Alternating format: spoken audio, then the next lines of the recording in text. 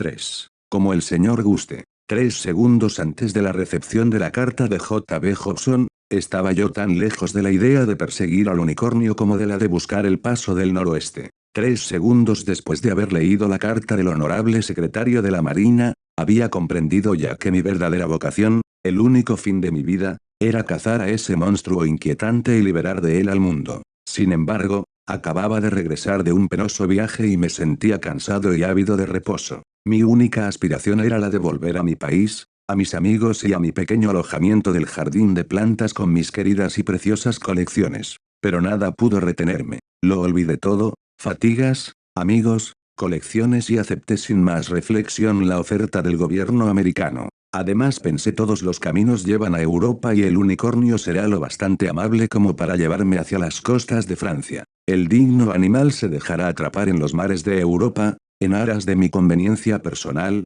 y no quiero dejar de llevar por lo menos medio metro de su alabarda al Museo de Historia Natural. Pero, mientras tanto, debía buscar al narval por el norte del Pacífico, lo que para regresar a Francia significaba tomar el camino de los antípodas. Conseil, grité, impaciente. Conseil era mi doméstico, un abnegado muchacho que me acompañaba en todos mis viajes, un buen flamenco por quien sentía yo mucho cariño y al que él correspondía sobradamente, un ser flemático por naturaleza, puntual por principio, cumplidor de su deber por costumbre y poco sensible a las sorpresas de la vida, de gran habilidad manual, era muy apto para todo servicio, y a pesar de su nombre, jamás daba un consejo, incluso cuando no se le pedía que lo diera. El roce continuó con los sabios de nuestro pequeño mundo del jardín de plantas había llevado a Conseil a adquirir ciertos conocimientos. Tenía yo en él un especialista muy docto en las clasificaciones de la historia natural. Era capaz de recorrer con una agilidad de acróbata toda la escala de las ramificaciones,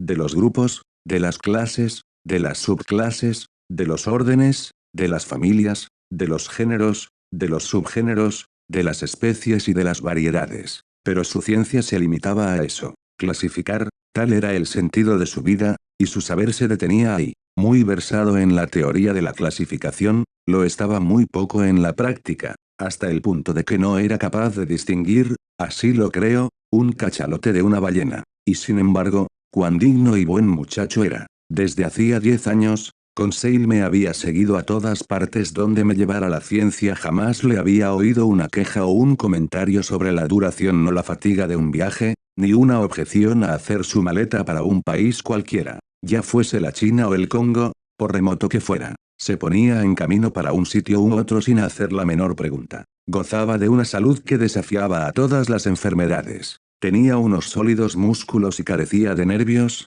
de la apariencia de nervios, moralmente hablando, se entiende. Tenía 30 años, y su edad era la mía como 15 es a 20. Se me excusará de indicar así que yo tenía 40 años. Conseil tenía tan solo un defecto. Formalista empedernido, nunca se dirigía a mí sin utilizar la tercera persona, lo que me irritaba bastante. Conseil, repetí, mientras comenzaba febrilmente a hacer mis preparativos de partida. Ciertamente, yo estaba seguro de un muchacho tan abnegado. Generalmente no le preguntaba yo nunca si le convenía o no seguirme en mis viajes, pero esta vez se trataba de una expedición que podía prolongarse indefinidamente, de una empresa arriesgada, en persecución de un animal capaz de echar a pique a una fragata como si se tratara de una cáscara de nuez. Era para pensarlo, incluso para el hombre más impasible del mundo. ¿Qué iba a decir Conseil? Conseil, grité por tercera vez. Conseil apareció, me llamaba el señor sí, muchacho.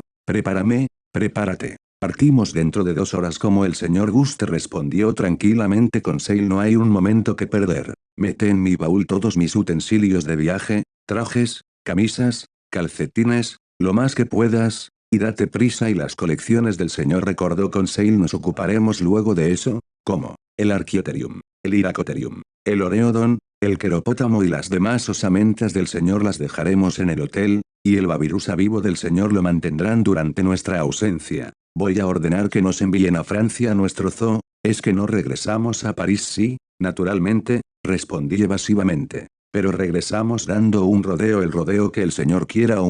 Poca cosa. Un camino un poco menos directo, eso es todo. Viajaremos a bordo del Abraham Lincoln como convenga al señor, respondió Conseil con la mayor placidez. ¿Sabes, amigo mío? Verás, Se trata del monstruo, del famoso narval. Vamos a librar de los mares. El autor de una obra en 2 volúmenes sobre los misterios de los grandes fondos submarinos no podía sustraerse a la expedición del comandante Farragut.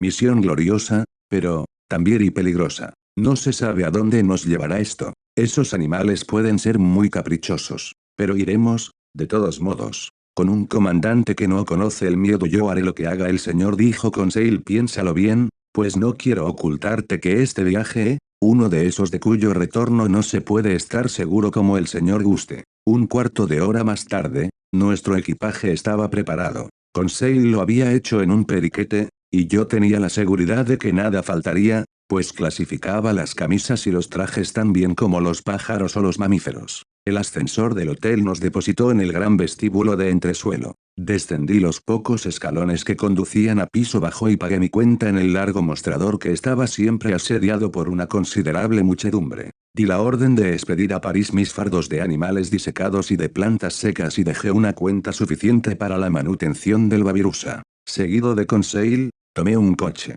El vehículo, cuya tarifa por carrera era de 20 francos, descendió por Broadway hasta Union Square, siguió luego por la Fourth Avenue hasta su empalme con Bowery Street, se adentró por la Catherine Street y se detuvo en el muelle 34. Allí, el Catherine Ferryboat nos trasladó, hombres, caballos y coche, a Brooklyn, el gran anexo de Nueva York, situado en la orilla izquierda del Río del Este. Y en algunos minutos nos depositó en el muelle en el que el Abraham Lincoln vomitaba torrentes de humo negro por sus 2 chimeneas. Trasladóse inmediatamente nuestro equipaje al puente de la fragata. Me precipité a bordo y pregunté por el comandante Farragut.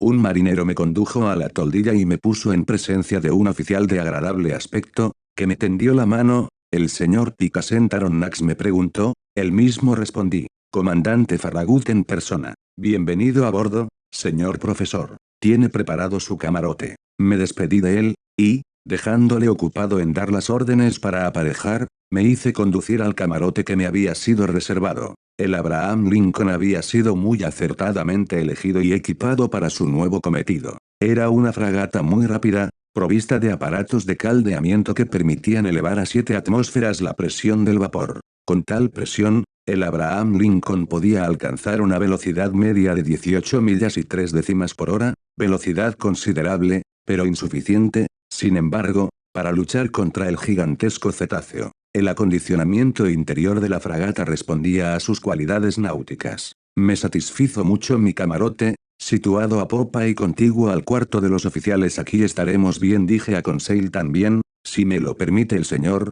como un Bernardo en la concha de un bucino. Dejé a Conseil ocupado en instalar convenientemente nuestras maletas y subí al puente para seguir los preparativos de partida. El comandante Farragut estaba ya haciendo largar las últimas amarras que retenían al Abraham Lincoln al muelle de Brooklyn. Así, pues, hubiera bastado un cuarto de hora de retraso, o menos incluso, para que la fragata hubiese zarpado sin mí y para perderme esta expedición extraordinaria, sobrenatural, inverosímil, cuyo verídico relato habrá de hallar sin duda la incredulidad de algunos. El comandante Farragut no quería perder ni un día ni una hora en su marcha hacia los mares en que acababa de señalarse la presencia del animal. Llamó a su ingeniero. ¿Tenemos suficiente presión?, le preguntó. Sí, señor, respondió el ingeniero. Goea, gritó el comandante Farragut.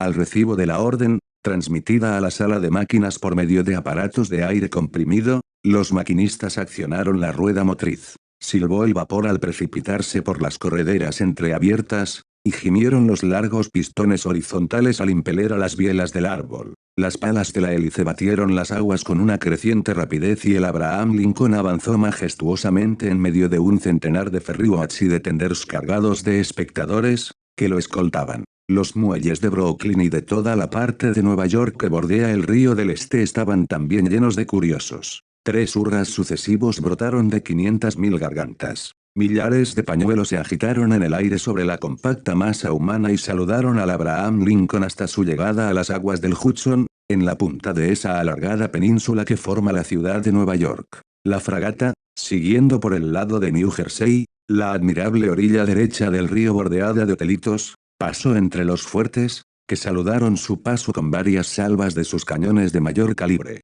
El Abraham Lincoln respondió al saludo arriando e izando por 3 veces el pabellón norteamericano, cuyas 39 estrellas resplandecían en su pico de mesana. Luego modificó su marcha para tomar el canal balizado que sigue una curva por la bahía interior formada por la punta de Sandy Hook, y costeó esa lengua arenosa desde la que algunos millares de espectadores lo aclamaron una vez más. El cortejo de boats y tenders siguió a la fragata hasta la altura del Lightboat, cuyos 2 faros señalan la entrada de los pasos de Nueva York. Al llegar a ese punto, el reloj marcaba las 3 de la tarde. El práctico del puerto descendió a su canoa y regresó a la pequeña goleta que le esperaba. Se forzaron las máquinas y la hélice batió con más fuerza las aguas. La fragata costeó las orillas bajas y amarillentas de Long Island. A las 8 de la tarde, tras haber dejado al noroeste el faro de Fire Island, la fragata surcaba ya a todo vapor las oscuras aguas del Atlántico.